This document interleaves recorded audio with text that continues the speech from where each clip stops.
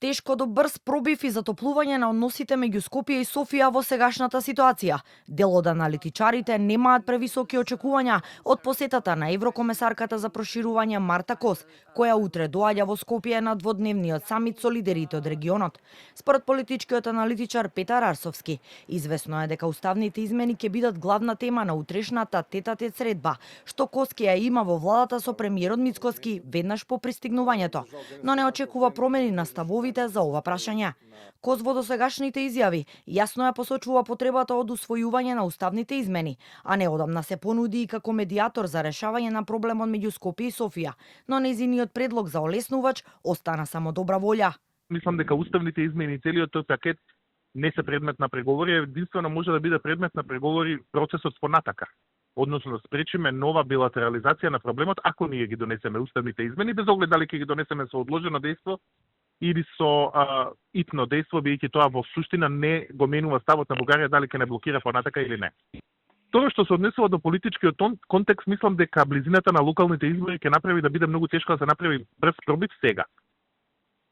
Мислам дека мешаните пораки кои доаѓаат од Софија, едните дека нема да има нова билатерализација, вторите дека се мора да се заврши, немаат пресек со можните решенија кои владата ги нуди. Евентуално може да се очекува пробив, односно некако придвижување после локалните избори, но и за тоа е потребен посериозен дипломатски механизам. Неизвестна е и судбината на извештајот за Македонија во Европскиот парламент, кој дополнително ја вжешти реториката меѓу Скопје и Софија, а доколку документот помина на пленарната седница на Европарламентот, закажана за 8 јули, тоа ќе создаде дипломатска хистерија во Бугарија, смета Арсовски. Изгласувањето на пленарна седница на извештај со таков вординг за нас би била дипломатска победа, за нив дипломатски пораз.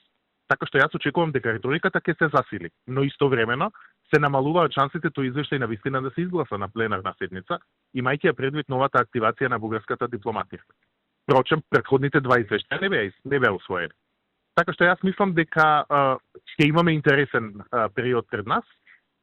Не сум сигурен дали ќе се усвои извештајот, но секако ќе има една мини ескалација на односите. Според агендата, главниот дел од програмата на самитот ЕУ Западен Балкан е во вторник, кога Кос ќе седне на маса со лидерите на Македонија, Албанија, Босна и Херцеговина, Косово, Србија и Црна Гора, а главната тема е планот за раст и неговото спроведување.